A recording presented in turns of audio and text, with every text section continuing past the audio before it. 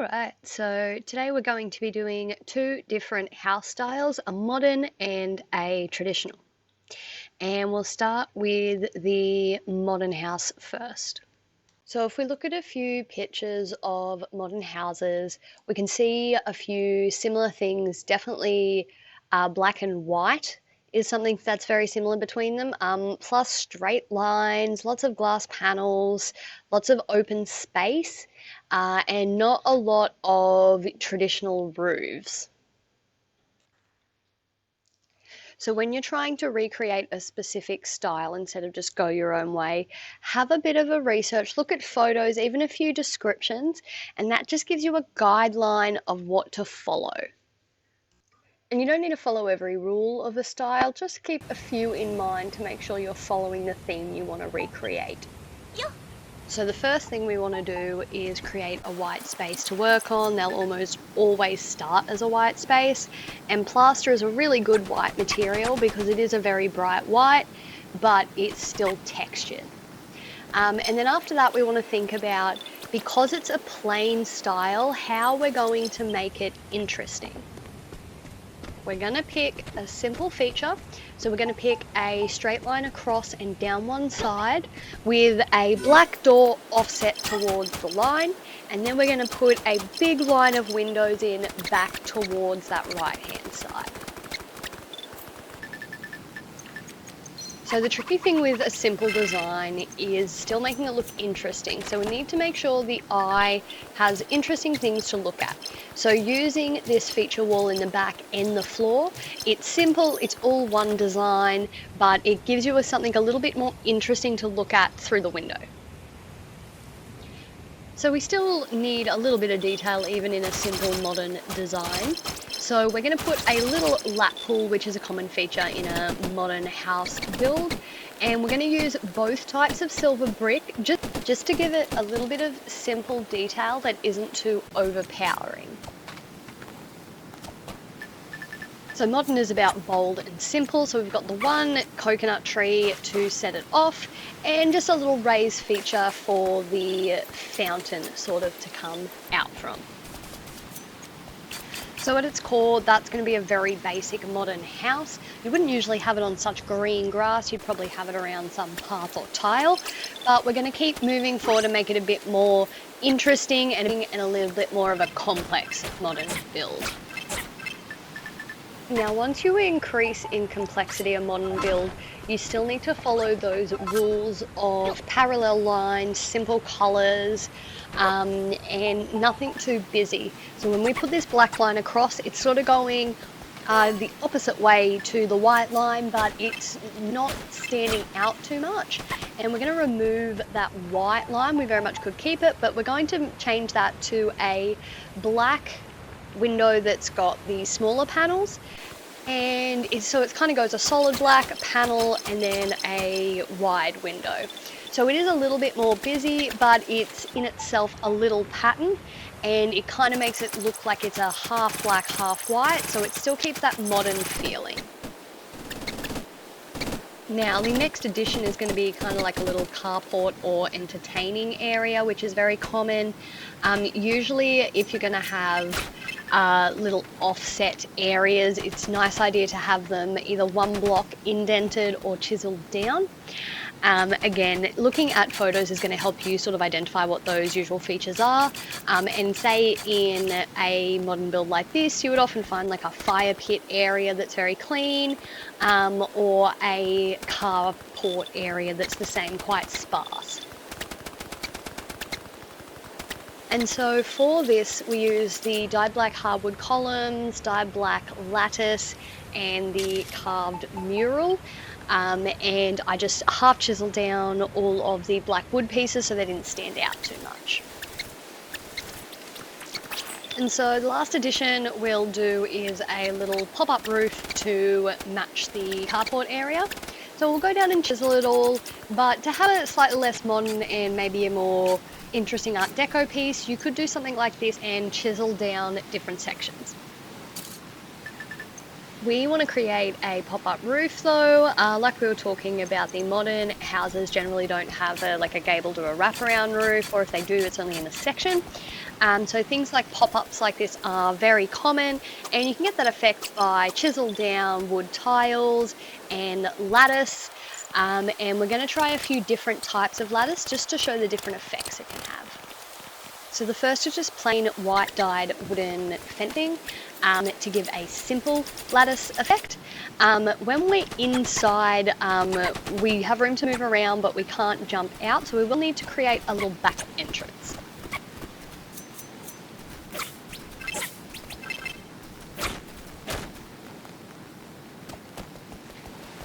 And it's a little more dramatic, but the other thing we could do is use the dyed black wooden reinforcements. They make a great diagonal lattice effect. And it's a good idea if you're not sure what to do on a build, just to try and do a few things that you're not sure of on either side to compare them. Then you can work out what's going to look best. So I decided the black pillars at the top would have been too much. We just want the black as a little feature. And I could do a few more details, maybe an extra lip, but I think once you get past this, you're going less modern, and that's all right, but we're trying to stick to that theme, so we won't put too many other details into this build. But that is going to be all for the modern one. It is less work than the Tudor style we're going to do next, and it looks great, especially around the beach areas. And you could develop this into a multi-story, like a little apartment complex too. So the next style is the Tudor style. So this is pretty exclusively the timbered wood, the three types. It's a lot of gabled roofs, a lot of bright white stone surfaces with timber on them, a lot of brickwork chimneys, and a lot more detail than the modern builds. So Tudor, you'll see how it's spelt, and I do have links to all these photos in the description. Like I said, the timbered walls, one of them's infinite, one of them doesn't have timber, and one of them's just a straight line. They're going to be pretty much exclusively how we will build these kind of structures. Otherwise, if you're doing like a white and a dark brown block by block, it can look right, but it's a lot more difficult. And I don't have that much experience with this either, so I'll kind of be learning as we go as well. So the first thing with the Tudor style is it's a lot more sort of sectional than a modern style, so you're going to have lots of little bits, and they often look like they weren't all built at once, like they were renovated over time. So the first thing we're going to do is create a small original house and a little wooden offshoot, and we want to make it about 5 high just to start, and we're going to use that infinite block for at least the pillars and the bottom, and then once we get to the actual walls is where we start playing around with not just using them in their proper traditional stack. So here's where we'll start using the timberless and the straight lines, and we can use these in all sorts of combinations, and I do recommend experimenting, but this is probably going to be the more traditional way that you would use it. With these types of buildings too, there are a lot of outcrops both on the bottom and especially on the top. There's sort of some very weird looking overhangs, and we want to use that bottom part of the infinite block a lot of the time to recreate that. And we want the windows to be very boxy and sort of chunky looking. So the castle windows, even though they're not exactly the same color, can often look really good in this build. And this little wooden offshoot is going to be like a little attached shack. Again, we want some of these bits to almost look like an afterthought, because that's going to give more authenticity to the style. And with this little offshoot, this is where we'll first start practicing what we're going to do for the roof, and that is going to be a gabled style, but instead of using roof blocks, we're going to use mud brick. So we're going to go up in a pyramid style front and back, So we just want to go one up, one in, one up, one in to the center. So because I'm trying this out myself at first, I tried it without a lip, but that's not really fitting with the Tudor style. So I put one more block out. The great thing with using the mud brick is it blends into each other really well. So if there are slight sort of, not gaps, but height discrepancies, they tend to blend in and you can't really see the difference a lot of the time.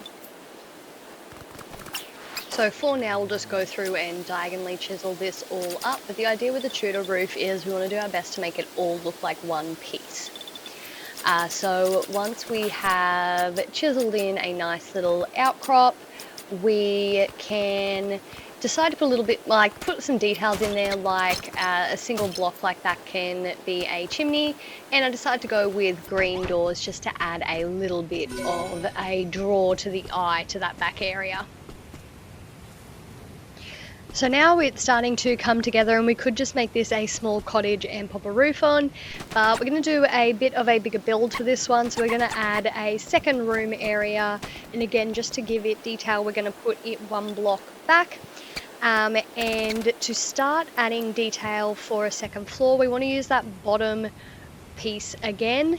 It's a great way to break up floors. Obviously it's supposed to be a bottom piece, but it's a great piece of detail.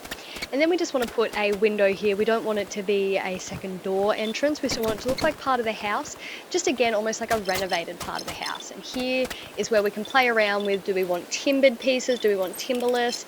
And you can also use the lights to your advantage, almost to look like they're hanging off pieces of timbered brick when they're sort of looking a bit awkward or like they shouldn't be in that position. So once we've worked out how we want the bottom floor to look, it's a good idea to use something that's not one of those infinite pieces to map out where you're going to be putting a second floor, because you don't want to be using the infinite pieces and that's going to ruin your design of the block underneath often. So we want to start doing now our first outcrop.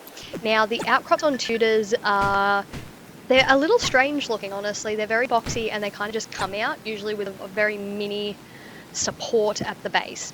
So we're going to do two of those, one on either part of the room, and we're going to just start by putting little cap bits of roof on to see how the whole roof is going to be shaped. And then once we've got more of the second floor, we're going to try and connect it all up.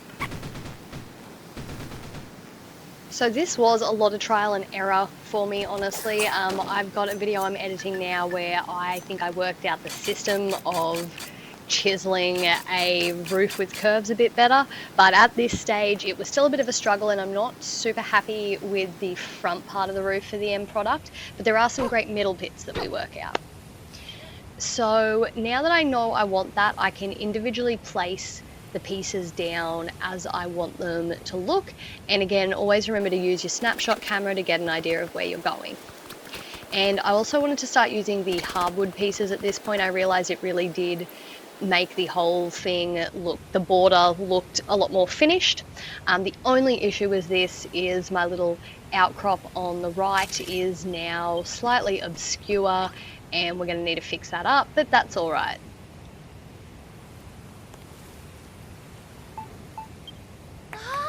So at this point I'm still pretty happy with how it's going, even though I don't like that front part of the roof. Like I say, it's better to just press on and do other details.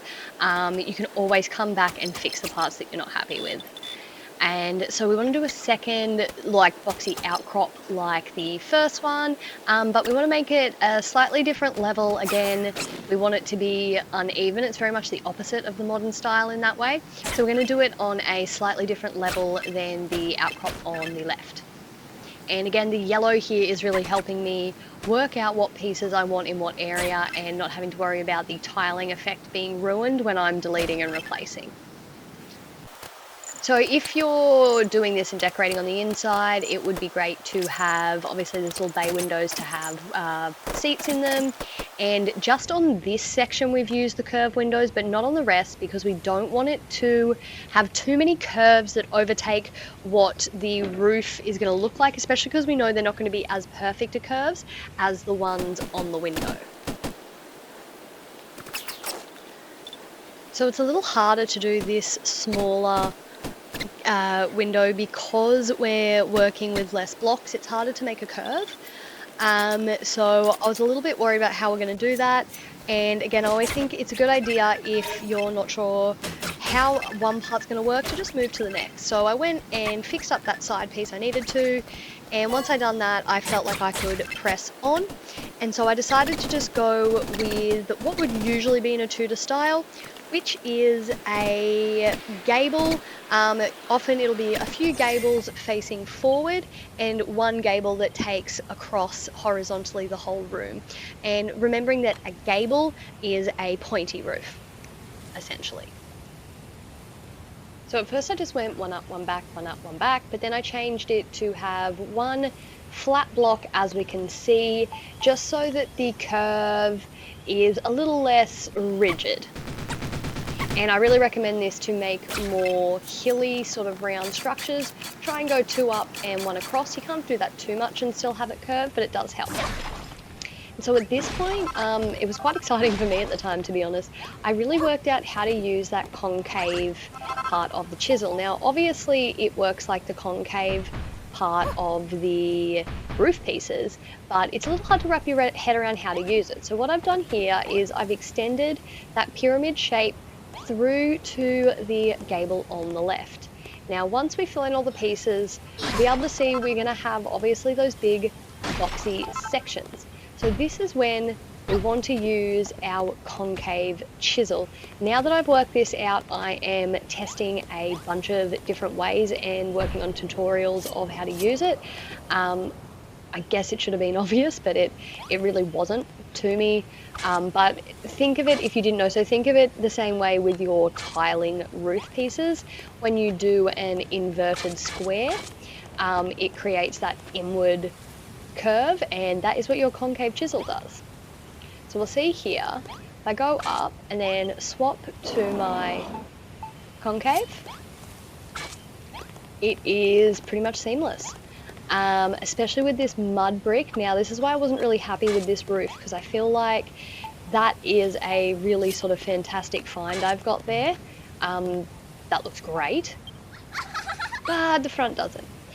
So I have worked out a few ways to make this look better. And like I said, I'll do a few videos with some of the Tudor buildings that I'm doing in my town. I might do one just on the Tudor roofs, so that you have a little something better as a reference. Now that I'm pretty happy with the front part of that, I want to go ahead and make the chimneys look a little bit more of a feature. Again, they are usually a feature of this build, so we want to make sure we have a couple sticking out. So that is the basic Tudor style. Again, it's not something I'm super familiar with, I'm learning myself.